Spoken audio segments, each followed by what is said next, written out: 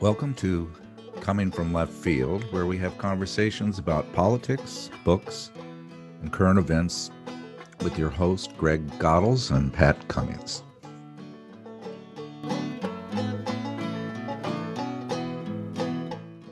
Hillsdale is a small Christian college in Michigan that has been described as a citadel of American conservatism.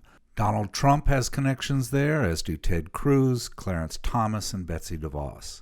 Florida Governor Ron DeSantis derived his education agenda from Hillsdale. It is ground zero for the critical race theory moral panic. How did this college, with an enrollment of just 1,500 students, become command central for the right's nationwide war against public schools? Let's ask investigative reporter Kathryn Joyce to explain the situation. Warm greetings, everybody. We are here with a guest that I've really been wanting to interview for a month or so, ever since I read your article. Kathryn Joyce is an investigative reporter, now works for Salon magazine, and you have you've also written a couple of books, The Child Catchers, Rescuing Trafficking in the New Gospel of Adoption, and Quiverful, Inside the Christian Patriarchy Movement. So maybe we could talk about those a little bit later. Sure. And boy, you were a reporter, New Yorker, Vanity Fair, Mother Jones, New Republic, and now Salon, and specializing in investigative reporting. Did I get that about right? Just about. Never been in the New Yorker, but New York Times Magazine, I did. Okay. But very close. But there's a lot of publications with New York in the title. Okay, I get confused by that. Good. We're here today talking about your article in the Salon magazine. There are three sections to this article. It is an investigation of the war on public schools, and it is remarkable. I'm an educator. I'm retired as a research director. We've had other people on regarding education. We had the lady that wrote the wolf at the schoolhouse, wolf at Jennifer. The schoolhouse door with Jennifer. She was wonderful, and she's amazing. And we are excited about what your series did, and how much of it helped, at least me, and I think maybe Greg too, get a gestalt, an understanding of these political economy and the cultural features that are starting to shape what's going on in the country. Tell us about your article. Sure. So this came out a few months back. And it's really looking at the influence of Hillsdale College, which is this quite small, extremely conservative Christian private college in southern Michigan. It's only got about 1,500 students at any one time. But despite that size, it has a massive impact. It's really become one of the driving forces in conservative politics in general, but particularly when it comes to education. And these days, what conservative politics in education means is, I would argue, a really multifaceted attack on the public school system on just about every level. They are pushing so many different things at once, from universal voucher programs in Arizona, to attacks on curriculum everywhere from, Florida to the rest of the United States. Of course, the critical race theory, moral panic, and kind of an associated moral panic around, critical theory in general, which is their new name to loop LGBTQ issues into kind of this campaign against supposed CRT. So it's happening on so many different levels, and Hillsdale College has played a pretty significant role in that, both as just kind of an intellectual leader in this space, a place where conservative leaders from around the country will come and sort of hash out their plans. Everybody from Christopher Rufo, who's the guy who sort of almost single-handedly made the CRT moral panic come to fruition, to Richard Corcoran, who was until very recently the education commissioner in Florida, who helped push through an awful lot of the attacks on public education that we saw in that state.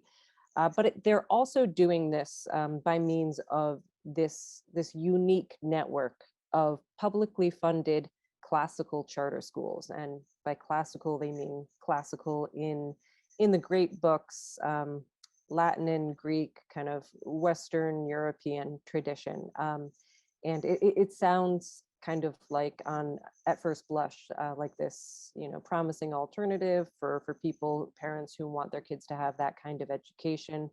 In reality, it's teaching an extremely conservative view of U.S. history, of the role of religion in U.S. history, of kind of the significance of Western, quote unquote, Western civilization in general. But it's also part and parcel of all of these larger attacks on public education. So we have seen that happen in California, in Florida, in Tennessee is kind of the big kind of marquee example of this happening, because in the last year, Governor Bill Lee in Tennessee announced that he was partnering with Hillsdale College to roll out 50 of these new charter schools across Tennessee, and also to create this new institute for civics, American civics, which was going to teach a Hillsdale College informed version of quote unquote informed patriotism. So a very conservative take on civics. It's just an impression I have, but in this country, unlike other countries, politics is conducted in the schools, over the schools. I mean, you have countries in Europe that are predominantly Catholic, and yet they don't carry on politically in this same fashion, I don't think. And the politics, which can often be more divisive, are not conducted in the schools. But why is this country, why do people choose to fight their political battles over the schools so much in this country as opposed to other places? Is there a reason for that? Well, I mean, I think you're absolutely spot on, that is, what is happening. And it's acknowledged as such. I mentioned just a moment ago that Hillsdale has become this sort of must-stop, location on the conservative speaking tour. They draw all kinds of people, and one of the people that they drew in 2021 was that Florida Education Commissioner, now former Florida Education Commissioner Richard Corcoran. And he went and he gave this extremely red meat speech there. And one of the things that he said is that the war is going to be won in education. If we can get education right, we are going to win it back.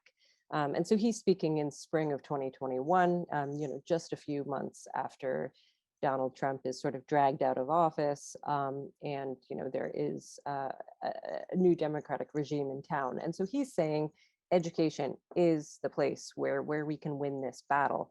And then he goes on in that speech to talk about a lot of things, to talk about how if Florida, as just one example, if they can get enough children shifted out of public education and into quote unquote school choice, which means everything from private schools to charter schools to these really low cost, very low quality voucher schools that they have in Florida, which is like basically the amount of, or the quality of private education you can buy for about $6,000 to $7,000, which is what the state would give you, which is obviously not an Ivy color covered walls sort of private school that you might see on TV. But he was saying if we can get enough students shifted out of the public education system and into one of these alternatives, then no matter what happens in the future, if a Democratic governor comes in, if Florida's legislature flips to being democratically controlled, the damage that will have been done to public schools will be so significant that it can't be undone by future administrations, because when you pull those kids out of the school, you're pulling their funding with them. So he was saying, explicitly, here's one way for us to get across that Rubicon, his words, and also that we can win this war in education. And that's something that Larry Arnn, who's the president of Hillsdale College, also a deeply connected longstanding right-wing activist. He used to head up the Claremont Institute, which is this far right think tank out in California. Eastman memo. Exactly. John Eastman came out of Claremont, as well as a lot of thought leaders on the right. And Larry Arnn says the same sort of rhetoric all the time. He would say, education is our vocation. It is our trade. It's also our weapon. So they're very much approaching this as with this sense of this is a battle, this is war. And I think, there's a lot of reasons for that. I think, they see shaping the worldview of the next generation as a particularly key imperative. They blame a lot of what they refer to as quote unquote wokeness on the education system. And so they want to institute their own alternatives to that. Hillsdale College also led the effort when Trump instituted his 1776 project. That you'll probably remember, that was his answer to the New York Times right. 1619 project. Hillsdale led that, and they came up with this, what historians who are much more learned than me, called this very revisionist history of, American history in general, of, the significance of slavery, but also things like the civil rights movement. So the 1776 curriculum addresses the civil rights movement by saying, it was all like well and good, we're happy up until the March on Washington, and everything that happened after that is a bastardization of what Martin Luther King wanted, which is not true. It's just historically not true. But this is the lesson that they want to be taught to students as well, to teach them that progressivism, both as, the early 20th century movement, but also just as a political philosophy, is fundamentally at odds with the founding principles of the United States. That there really wasn't intended to be a firm separation of church and state. And that in general, when we think about America, we should always think about the United States in terms of what it has overcome, and not kind of the sins of its past. So they're basically saying, like, we'll tell you about slavery, but just kind of leave it there in the past. Don't think about the legacy that it has brought today. So I think controlling the worldview of the next generation is hugely important to them. And then there's just all these ancillary benefits. I mean, if they attack public education, they get to attack and undermine teachers' unions, which becomes kind of a big kind of, corollary benefit in terms of electoral politics for them. I'd like to talk about teachers. I live 10 miles away from Gig Harbor, which is where Rufo lives, Christopher Rufo. Wow. I was a school psychologist there, administrator there. I have many dear teachers there. The superintendent's new there. She's just an extraordinary superintendent. And I was talking to a teacher the other day about how was school last year. This was over the summer, and he just became ashen. He said it was just horrible. It was a combination of the kids having some emotional problems with the pandemic and so forth. But he said what's worse is the number of parents coming into my class demanding my curriculum, with this a very adversarial, angry demeanor towards him and what he's teaching. He's advanced placement history teacher, teaches seniors. This is a Facebook organization that I belong to. It's called Informed Parents of Washington. And I did a little research. There is an Informed Parents of Washington Peninsula School District. There's an Informed Parents of Washington, which is a nonprofit. About $5 million worth of money goes through them. It is so well organized. It's about critical race theory, Rufo, the toolkit for concerned parents, gender pronouns. They had a whole thing of school starting. Please tell us if the teachers talked about having gender pronouns. The mask mandates, sex education, just remarkably, they had a full lecture about how sex education is just grooming kids, and that no one teaching sex education should be a regular teacher. They should be an interim teacher, because when they're a regular teacher, they use it for grooming kids. It's just crazy. It's crazy. And they are controlling the narrative of what's going on in our public education. It's a powerful group, very active in school boards, running school board members, and this is in a beautiful little community 10 miles away from me that's being overtaken by this. And that's what I think I like so much about your work. You talk about the school system and how it's being used, but there's this underlying, what did you call it? The self-described Christian fascists. They don't think that's a bad term. It's this group of people that are the 3%ers, election deniers.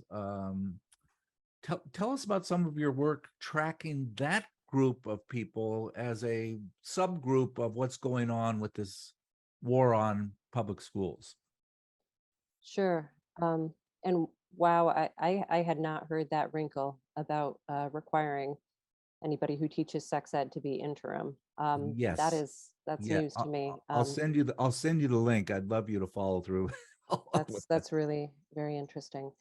Yeah, well, I mean, so there was a separate group that I wrote about that has self-described itself, whether tongue in cheek or not, their own terms called themselves Christian fascists, and this is not the same category of people that I was talking about with Hillsdale College, or the people kind of who are working at least in that sphere on things like charter schools.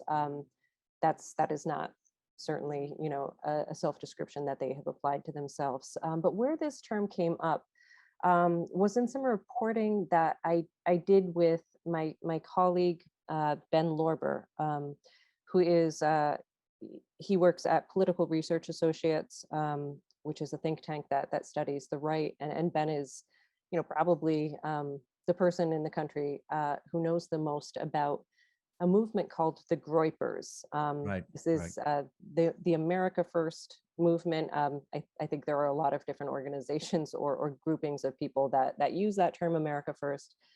This is a particular group. It's a very much a Gen Z kind of young internet oriented group. They're sort of the people who inherited the mantle of the alt-right after Charlottesville. And so this Groyper movement, it represents an awful lot of young 20-something, mostly white men, not exclusively, but back in June in Texas, there was a really ugly anti-pride protest that took place at a gay bar in Dallas. You probably saw news about this. I think this ended up becoming pretty national news that a lot of different people saw. And what happened was in Dallas, this bar, it was called Mr. Mister, was having a family-friendly drag queen brunch. And so this was a very modified version of a drag queen brunch that they have every week in what is normally their adults only bar. And so they made this family friendly as a way to kind of celebrate the start of Pride Month. So there were the performers were wearing outfits that are no more risque than what a cheerleading performance would have. These were not very sexualized performances, and it had things like musical chairs, a chance for kids who attended with their parents to sort of strut and like strike a pose. If you actually watch the videos and kind of not just what Tucker Carlson says is in the videos, it's actually not a sexualized performance.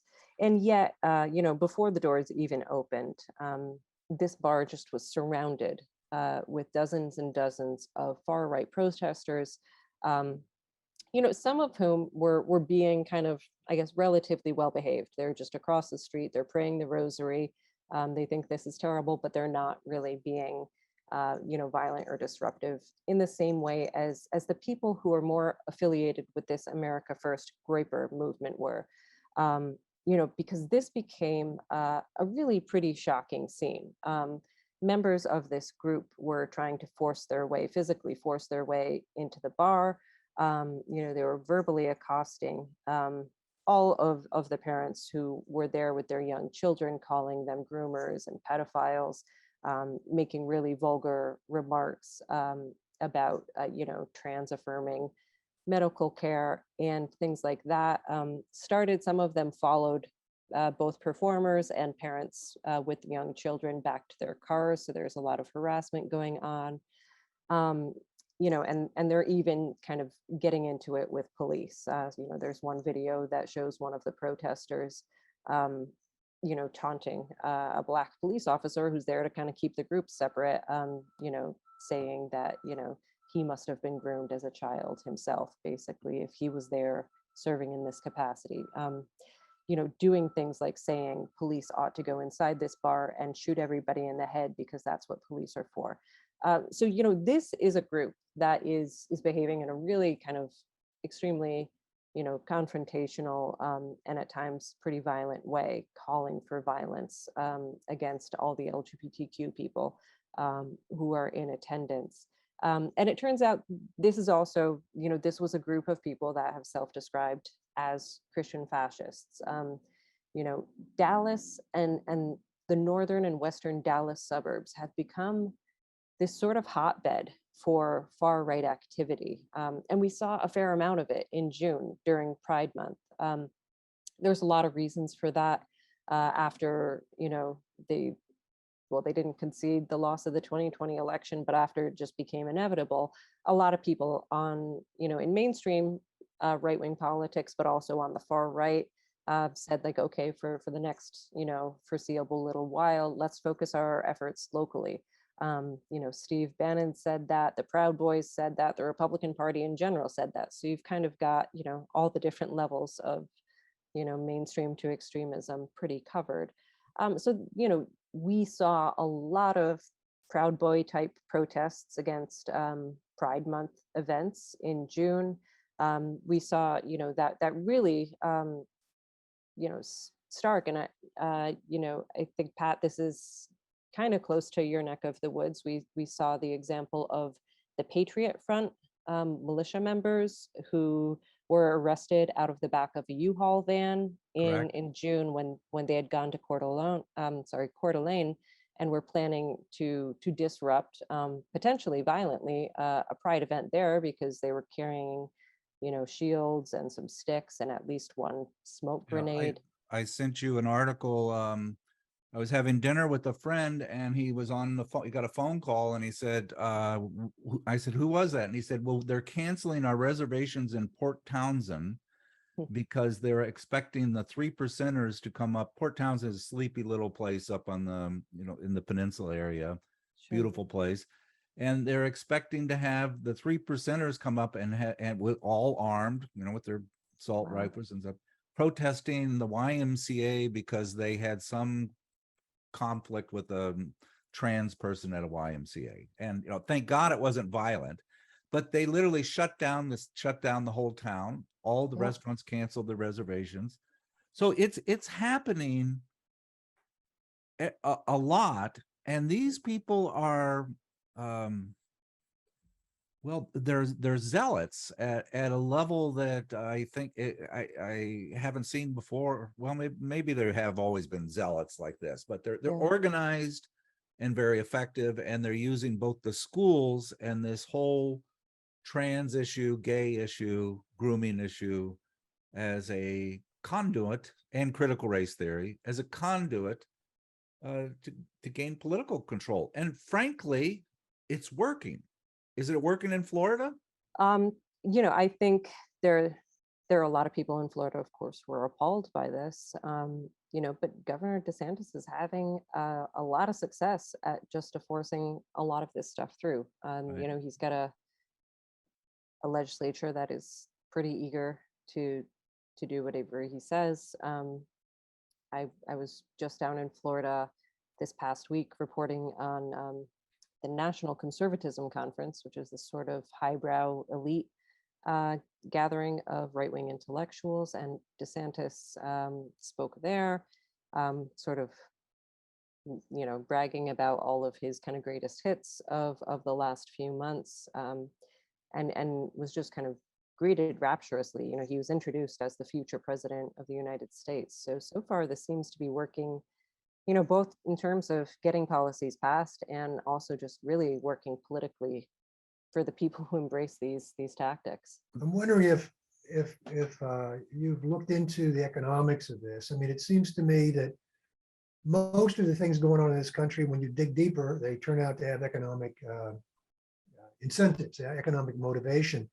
For example, privatization of the school system, which takes the form of charter schools, where money is funneled into private entities, or support for private schools. I know private schools aren't funded necessarily by us taxpayers, but elements of it are. For example, in Pittsburgh, bus services for private schools are guaranteed, as are other services that public schools traditionally gave. So if they participate in them, they're funded. But you see what's at stake here, it seems to me. The issues arise around social issues, around lifestyle issues. But underneath that, where the funding is coming from, the people behind it are urging this because there's money to be made, in the same way that politicizing the criminal justice system produced massive private prisons and funding of the police, an enormous amount, and so on and so forth.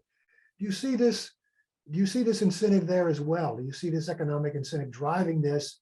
These players perhaps don't even know that they're being played. I mean, they're being played in terms of people who have economic interest and are driving it. Yeah, no, I think you're spot on. And that's what I hear from public education advocates that I've been interviewing about some of these developments.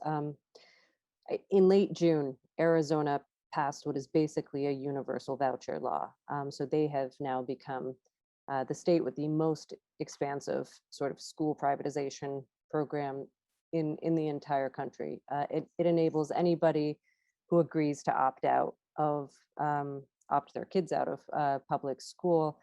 They'll get a debit card that has just under $7,000, and they can spend it just about any way they want, as long as it's education related. So they can spend that on a private school. So that is state money going towards a private school. They can spend it on a parochial school, a religious school, which then this is, a workaround to allow for public funding, because that's public tax dollars on that debit card to go to a religious school. It can go towards a charter school. It can go towards homeschooling expenses. It can go for online tutoring. It can go for this new sort of development that's called micro schooling, which is when a handful of parents pool their money and they hire a teacher who's only going to teach their 5 kids or their 10 kids. This has just passed in Arizona. Immediately conservative activists were calling for every other Republican controlled state to follow suit. So that really is, I don't even know if, some people say that's not even the ultimate agenda or the ultimate goal, but, that is certainly the big goal for now, is this idea of universal school choice, that, that there should be school vouchers. They should not be restricted only to low income people or kind of different categories of people that it has been available for in the past. Sometimes that's been, people in areas where the school districts have received a failing grade, or people on Native American reservations, people who have a parent who works for the military. But instead, this should just be available across the board to everybody. So universal school choice would then represent this massive wealth transfer of public money into privately run institutions. And at the same time,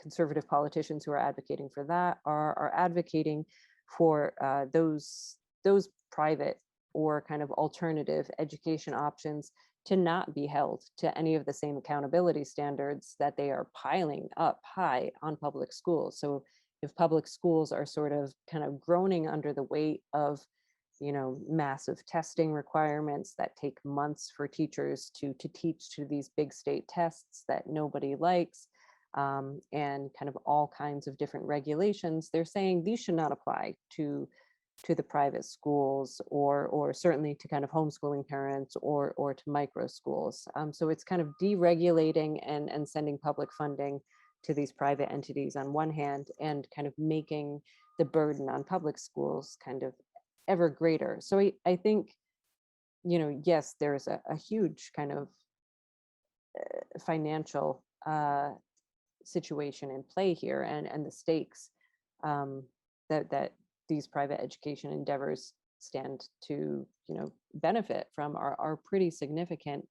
And also, a lot of the public education advocates who I speak to will make this point. They see all of the culture war issues that have been dominating the news for the last 2 years, the panics around critical race theory, this really homophobic slur that that teachers and school staff and librarians are grooming children.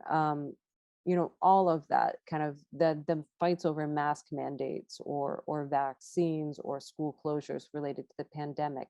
They see all of that as really very directly related to this larger push towards school privatization. And sometimes the right will even basically admit this. Your neighbor, Pat, Christopher Rufo, he Right. went and spoke at Hillsdale College in April, and Yeah. he said, I'm not remembering his exact quote, so this is a paraphrase, but in order to achieve universal school choice, to get to the place where everybody has, the right that these parents at place, we have to operate from a premise of universal public school distrust.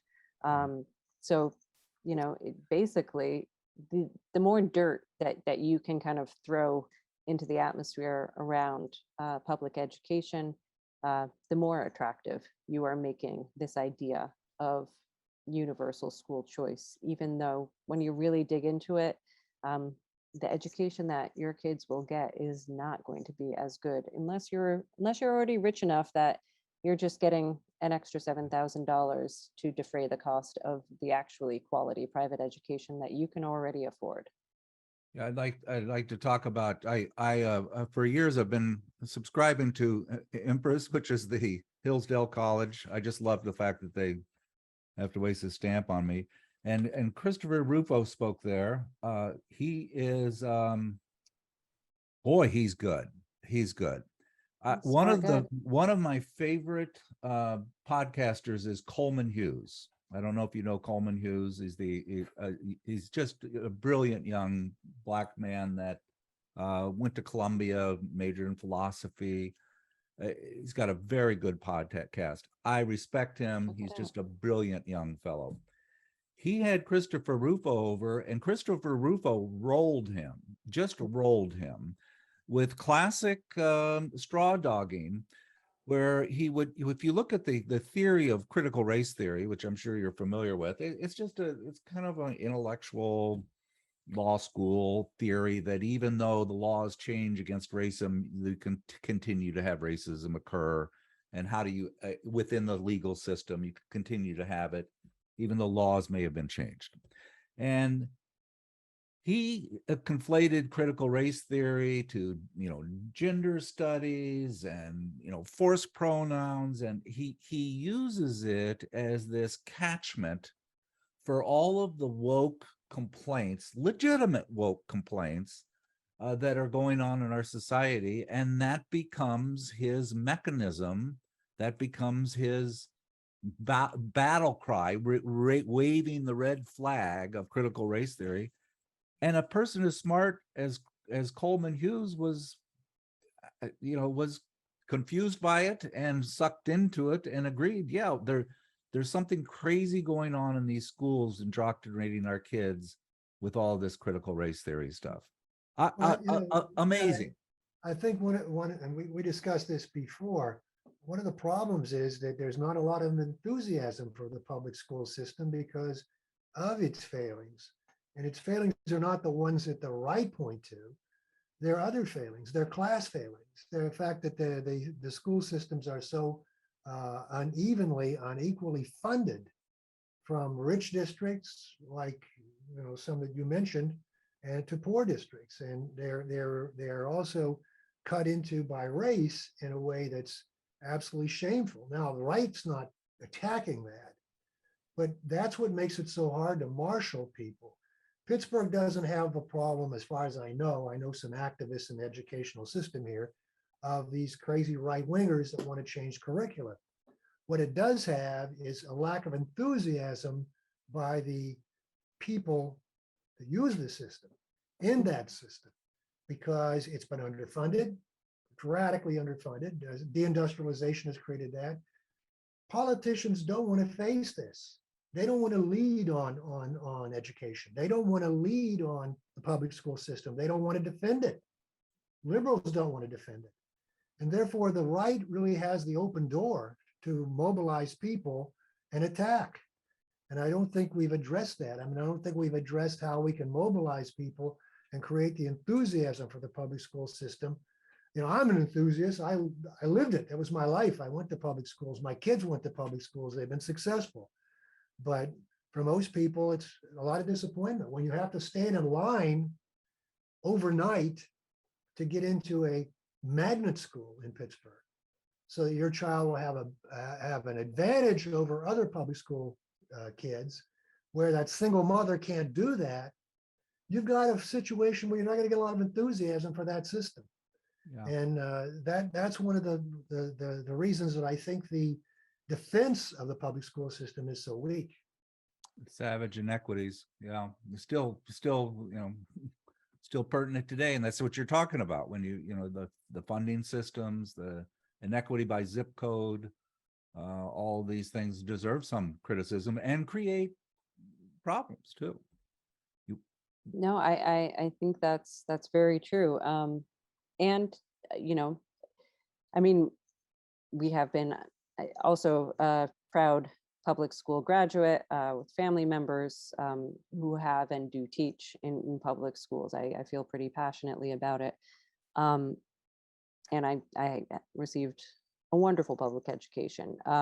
I also, I know that a lot of schools have been underfunded for many years. And then, when these sorts of solutions, whether it's charter schools or vouchers for private schools, get introduced, the sort of cherry picking that happens then compounds a lot of these problems. Some of the public education advocates who I've spoken to, put it this way, school choice, they always talk about school choice, but this ends up being the choice of the school alternatives. So it ends up being the charter schools or the private schools. They're the ones that have the choice, because they can, sort of skim the cream of the student crop off of the top of the public schools that they are essentially recruiting from. They can attract the highest performing students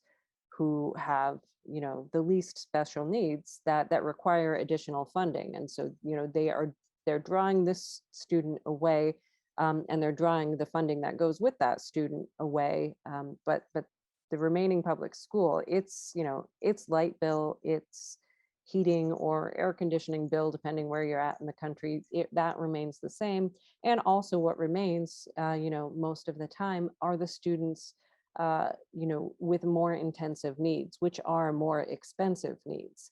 So you might end up having to, in order to keep the lights and the heat or the AC on, maybe you have to cut one of the teachers. And so now it's even larger class sizes for the remaining students who need already, more investment, more kind of one-on-one attention than, these higher achieving, lower need students who have now kind of been drafted off to a charter school or a private school. And also, if those students end up, being pulled away to one of those alternatives, if they're not succeeding in that charter school, for example, it's pretty easy for them to get bounced out and sent back to a public school, right, so that the charter school can, maintain, numbers that make it look like it is, succeeding in educating students, so in such a higher way than the public schools that are dealing with, public schools have to take everybody. Well, that was the Jeffrey Canada, the miracle of Jeffrey Canada, who had the charter schools in New York, that when they actually looked at the number of kids he kicked out of his school for discipline, that's why he ended up having such good results. What do you think about the New York Times article this Sunday about the Hasidic schools in Brooklyn? I mean, people who don't live in Brooklyn don't know about the Hasidic population and how powerful that is. But I thought that was a pretty interesting observation, because that's, you have if you're allowing this public funds to come in without the accountability feature associated with it, you're going to be getting problems like they're having educating these Hasidic youngsters in their schools. What was your thought about that? I have to beg off that one. I went to this conference. I left 4 o'clock in the morning Sunday, and then was just in conferences until 10 o'clock at night through Tuesday night, and just got back home yesterday. So it's open. It's an open tab on my computer, but I have not yet read it. So apologies. Good. I've heard that it's excellent. Yeah, it's a wonderful article. Yeah. Greg, fascism. Where do you think this all fits in with the history of fascism and how it has occurred the past 100 years? Is this just a classic fascist element of the strong leader? And 75% of the people think of Republicans think the election was stolen. I mean, that's something's going on here that's distorting people's perceptions, and it's a powerful force. Is this just fascism 101? What are your thoughts about that? I think fascism kind of obscures what's going on. The term fascism obscures it. It's not really that useful. It has a historical place. It has a historical meaning. It tends to be a rise when we have a powerful left as a response to it. This is not that different from the right, the crazy right, the extreme right that we've known throughout history. And when politics become corrupted, as our politics are, you get these extremes. You get these extremes arising. And I think we're in just such a time. That's one reason the education is being politicized. That's one reason why, as we did on Tuesday, the legal system is so politicized. In this country, you can't have a conversation really anymore. I mean, we're lucky our guests are all civilized and interesting people and serious people, but it's very hard to have a conversation with people. That's how broken our system is. We tend to blame each other. We tend to blame, to me, a lot of the problem, we go back to something that we discussed earlier about, it's a two-party system. When you have a two-party system, that's the allowable discussion. Everything is polarized around that, and we fight. And we don't really do much constructive, in my view. So, well, I think if you look at, I mean, for example, I wanted to ask about Bob Jones University, because that goes back further. My question would be, to what extent is this Hillsdale a more secular version of that?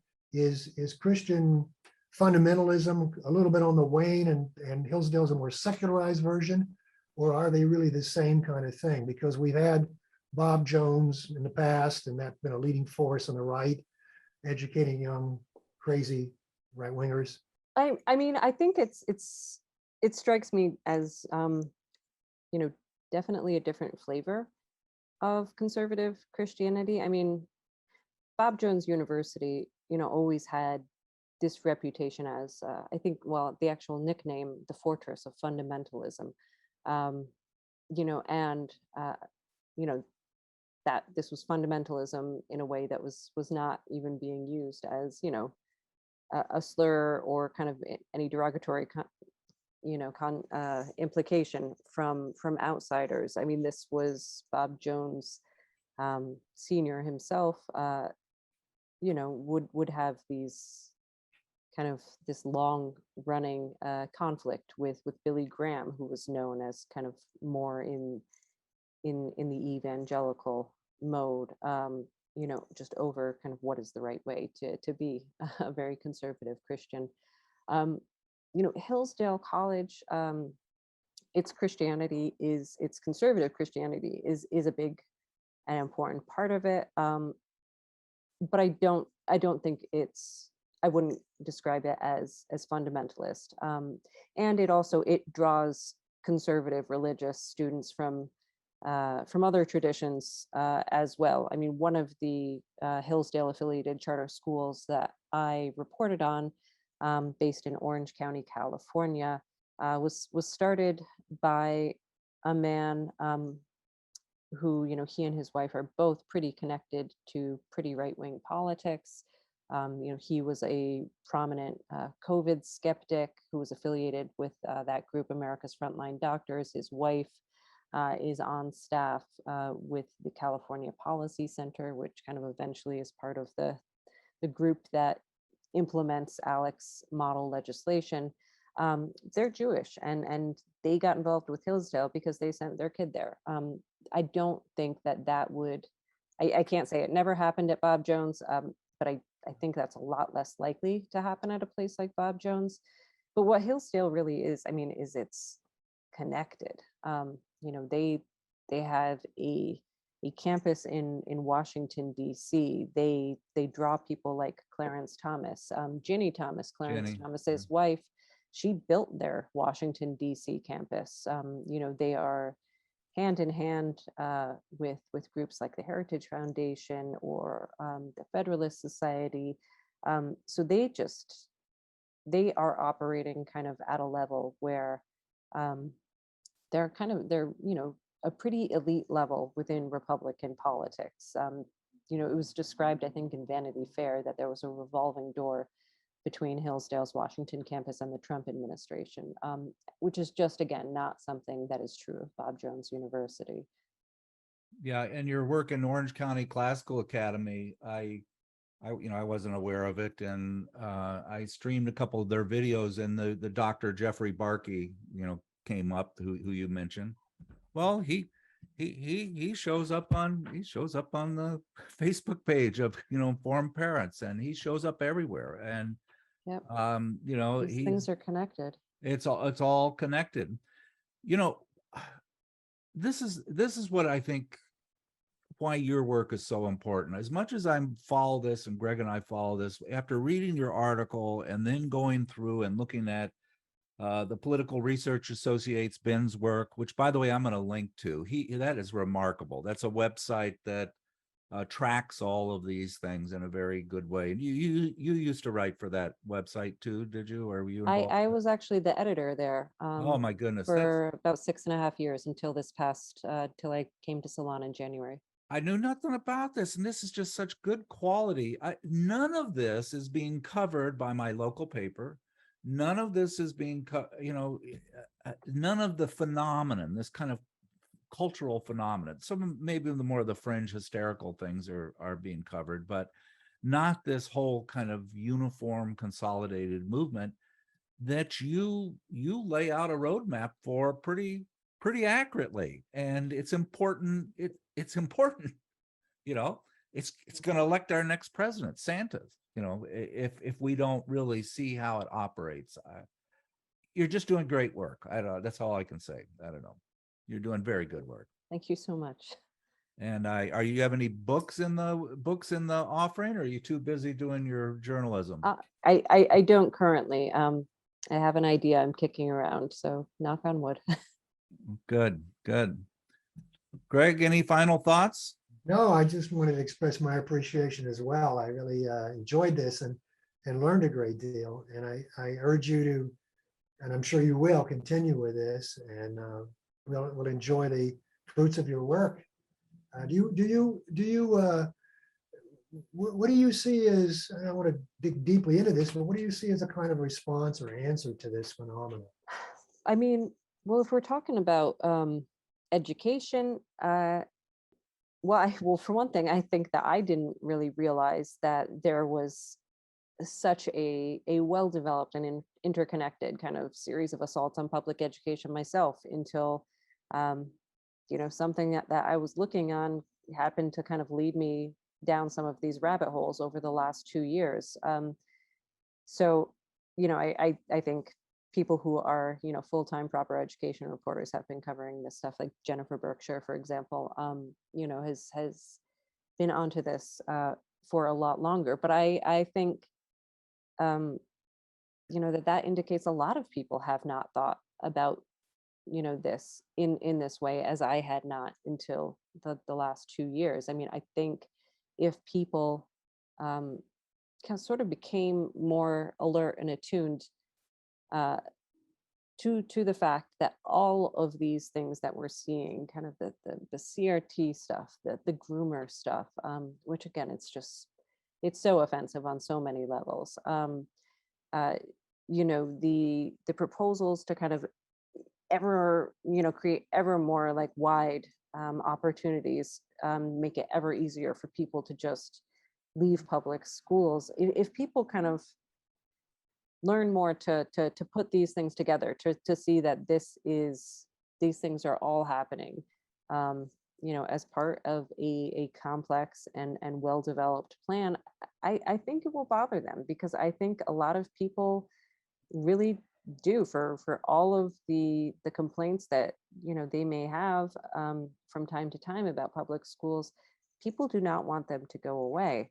I mean, this is a point that's been made to me by many people, so I'm kind of repeating this received wisdom a bit. But public schools remain the center of communities, particularly in smaller communities, in rural communities. That is the center of town. It is where people see each other. It's kind of the thing that binds the town together. And uh, people on an individual level are not looking at their family members and friends and neighbors who are teaching at these schools and thinking, oh yeah, my cousin the groomer, who works at the public school. I mean, so if people put these things together and then also think in a less abstracted way about like what it means to be signing on to these things, to be saying that the health teacher who's teaching sex ed, as I've just learned from you, that they need to be a part-time or temporary employee, because otherwise you're giving them access to kids, they're going to groom them. I mean, I can't really think of many things that are more offensive than that, considering the work that teachers do for the pay that teachers do it for. I just think if people understand kind of what the end goal is, like what all of this is aiming towards, I think it will piss them off. Yeah. And I think that it could spur them to action.